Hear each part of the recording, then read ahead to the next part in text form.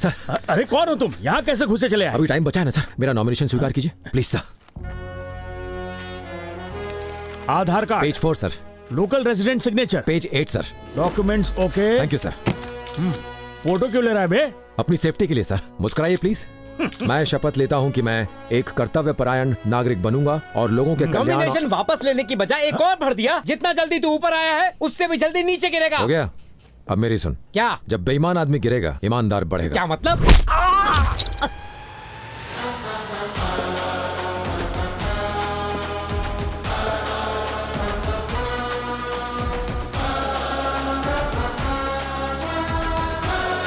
भाई उसने तो एक और सीट से पर्चा भर डाला। क्या? पब्लिक के सामने उसे हाथ मत लगाना, मैं बाद में देख लूंगा।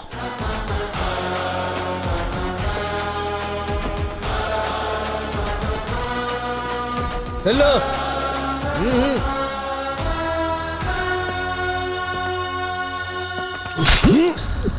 भाई मलिक ने उस पर हमला कर डाला। क्या? तू मरेगा नहीं, हम लिवर बचा के मारे हैं, लेकिन अब तेरे एमएलए बनना निश्चित है। पदम प्रताप को लगता है कि हम सड़क छाप हैं, हमको राजनीति नहीं आता। जनता जानती है कि हम उस प्रताप का आदमी हैं। तुझे इस हमले से बहुत सहानुभूति मिलेगी। हम तो जेल जाऊंगा, लेकिन तू एमएलए की कुर्सी पर जरूर बैठेगा। ऑल द बेस्ट भाई।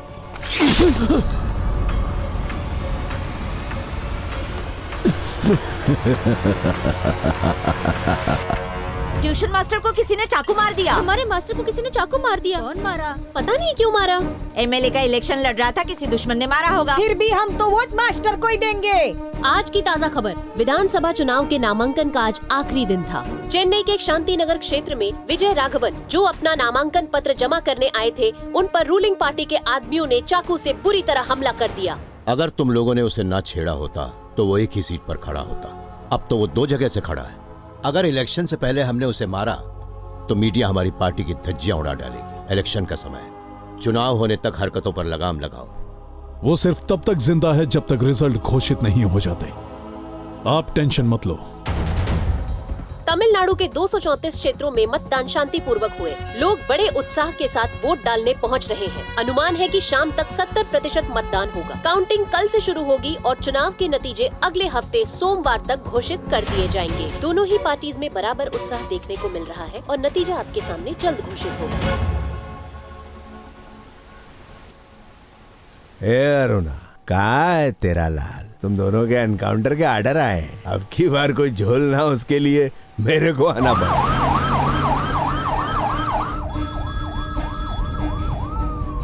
हेलो सर, अन्ना नगर और रॉयलपुरम जो हमारी पक्की सीटें हैं, वहाँ इलेक्शन कमीशन ने काउंटिंग रुकवा दी है सर। आज जहां एक और तमिलनाडु में मतगणना शुरू हो चुकी है, वहीं दूसरी ओर इलेक्शन कमीशन ने अन्ना नगर और रोयापुरम में वोट काउंटिंग रुकवा दी है। टीएमके लीडर और चीफ मिनिस्टर राजा रत्नम पार्टी ऑफिस की ओर निकल चुके हैं। नेताजी की जय हो। हमारा नेता कैसा हो? राजा रत्नम जैसा हो। इलेक्शन कमीशन ने 2 जगह पर काउंटिंग रुकवा दी है। आपकी पार्टी पर इसका क्या असर पड़ेगा? हम जानते हैं कि ये विपक्ष और केंद्र की मिलीभगत। हम ये भी जानते हैं कि इस बार भी हमारी जीत निश्चित है। आप भी देख लीजिए।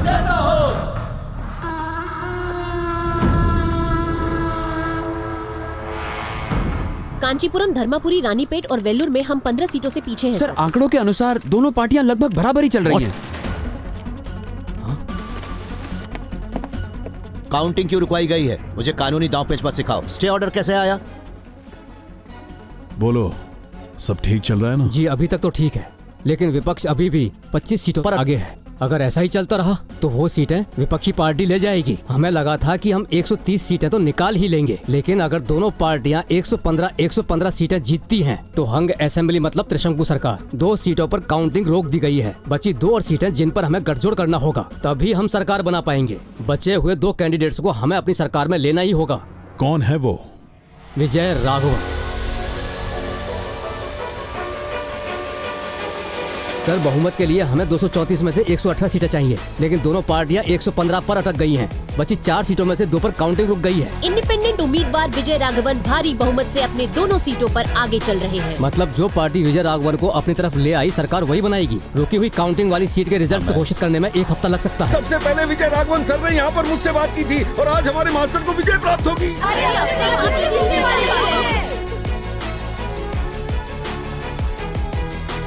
क्या हो गया? इंडिपेंडेंट उम्मीदवार विजय राघवन की मां एक समय कलेक्टर हुआ करती थी और उनका सपना था कि उनका बेटा IAS अफसर बने।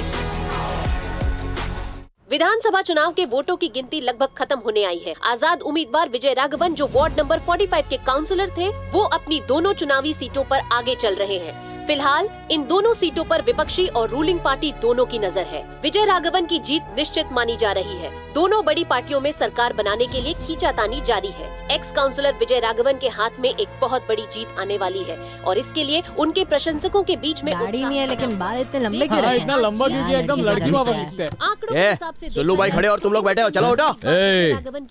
बैठ जाओ, अपन को अकेले छोड़ दो। ऐसा लगता है कि विजय राघवन की 2 सीटों पर विजय पूरे तमिलनाडु के इतिहास को दोबारा से लिख देगी। इससे पहले कि हम उससे बातचीत शुरू करें, हो सकता है कि विपक्ष उससे हाथ मिला ले। उनके दल में जो हमारा खबरी शामिल है उससे पता लगाओ। सर, ये लोग विजय राघवन को फोन ट्राई कर रहे हैं। सर, वो विजय राघवन से संपर्क करने की कोशिश कर रहे हैं लेकिन वो फोन नहीं उठा रहा। सर, विजय राघवन से संपर्क करने की कोशिश कर रहे हैं लेकिन वो फोन नहीं उठा रहे। मीडिया कह रही है कि दोनों पार्टी की सीट्स बराबर है, इसलिए शायद गवर्नर रूल लागू हो जाएगा। पावर ना तो गवर्नमेंट के हाथ में जानी चाहिए और ना ही किसी भी सूरत में विपक्ष के। और काउंटिंग क्यों रुकी है? सर, उन्होंने चालाकी से स्टे ऑर्डर तो लाया है, हम उनसे निपट लेंगे लेकिन कम से कम 1 हफ्ता लगेगा। मतलब इतने दिन बिना पावर के रहे? क्या विजय राघवन अपनी दोनों सीटों पर आगे है? हाँ सर, शांति नगर और वेलाचेरी में उसकी जीत पक्की है। क्या हुआ? सर, हमने विजय राघवन को कॉल किया था लेकिन वो नहीं उठा रहा। कोशिश कर रहे हैं, थोड़ी देर में फिर करते हैं। समस्या तो यह है कि एक तरफ हमारी दोनों पक्की सीटों पर काउंटिंग रुक गई है और दूसरी तरफ इस लौंडे ने दोनों सीटों पर कब्जा जमाया है। हमें अपनी पावर नहीं खोनी। वो जांच बिठाकर हमारे आधे आदमियों को तो ऐसे ही खत्म कर देगा। उसे जो चाहिए उसे दो। जाओ, विजय राघवन से डील पक्की करो। जी सर। मैं सालों से इस दहलीज से बाहर नहीं निकली हूँ। मुझे फिक्र नहीं कि सूरज की किरणें मेरी तकलीफ बढ़ा देंगी। वो जख्म तो भर चुके, लेकिन मैं अपने गांव वालों के लिए कुछ नहीं कर सकी। ये जख्म अभी तक भरा नहीं। मैं इसलिए जिंदा हूँ क्योंकि मेरा दिल जानता है मेरा ये सपना तुम पूरा करोगे। मैं टीएम के पार्टी का कोषाध्यक्ष बोल रहा हूँ। सुना है कि तुम अपनी दोनों ही सीट में आगे चल रहे हो। बहुत अच्छी बात है। हम तुम्हें 30 करोड़ देने को तैयार है, भले ही कैश में ले लो। बस तुम्हारा सपोर्ट चाहिए हमें। कॉल रिकॉर्ड नहीं होगी, ये प्राइवेट नंबर है। वैसे चाहो तो 40 कर देते हैं, ठीक है? चलो 50 देते हैं तुम्हें। सरकार बनने के बाद 50 और मिल जाएगा, मतलब टोटल 100 करोड़। बोलो ठीक है? जो भी डील है एक मैसेज बनाकर भेजो।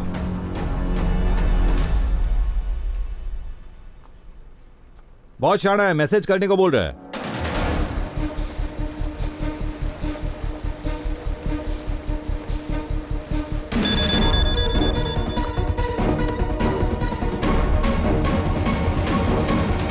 पदम प्रताप, लगता है तुम्हारे पालतू कुत्तों और उसके बीच कोई लफड़ा हुआ था जिसकी वजह से वो राजनीति में आया। आखिर हुआ क्या था? उसे कॉलेज में उसकी कुर्सी से लात मार कर गिराया था। हाँ, जानते हो उस कुर्सी के बदले में वो आज कौन सी कुर्सी मांग रहा है? चीफ मिनिस्टर की। सर, कोई भी ऐरा गैरा सीएम बन जाएगा। आप ही हमारे सीएम है सर। ऑपोजिशन के 5 एमएलए तोड़ लेते हैं सर। जिन 2 सीटों पर काउंटिंग रुकवा दी गई वो हम पक्का जीतेंगे, लेकिन जब उन सीटों के परिणाम घोषित होंगे, उन दोनों सीटों के रिजल्ट के बाद हमारी जीत निश्चित है। गवर्नर रूल लग गया तो नतीजा कुछ भी हो सकता है। इसलिए हफ्ते 10 दिन के लिए हमें सत्ता अपने हाथ में रखनी है। मेरा सीएम होना कतई जरूरी नहीं है, सत्ता पार्टी के हाथ में होना जरूरी है। क्या कह रहे हैं सर?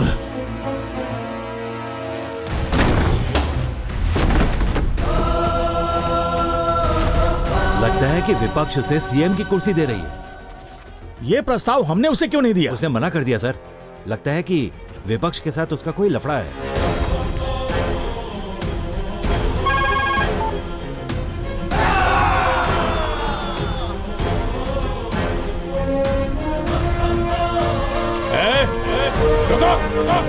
रुको, अरे रुक, उसको मत मार।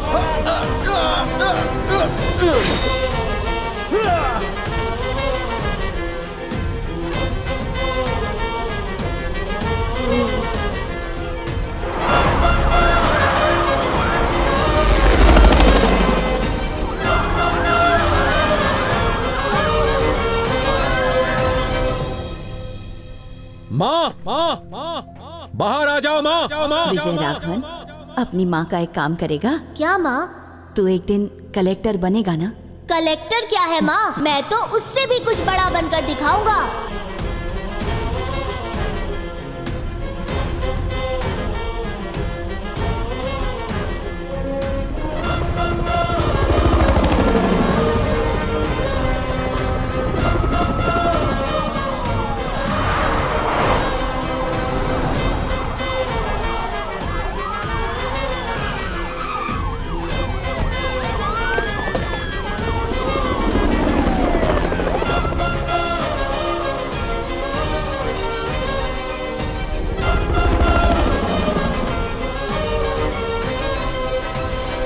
तेरे किए एक एक गुनाह की सजा तुझे आज से मिलना शुरू होगी। तुझे तड़पा तड़पा कर खत्म करूंगा। Arrest him.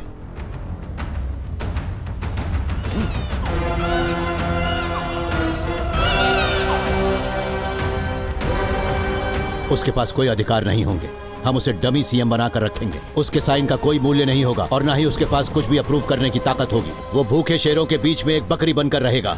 उसका इस्तेमाल करने के बाद हम उसे काट फेंकेंगे। तुम उसके साथ जो करना चाहते हो करो। वैसे उसकी माँ भी तो हमारी ही पार्टी से थी ना। खबर फैला दो कि बतौर इंडिपेंडेंट कैंडिडेट नहीं, माँ और बेटा एक साथ पुरानी पार्टी में लौट रहे हैं।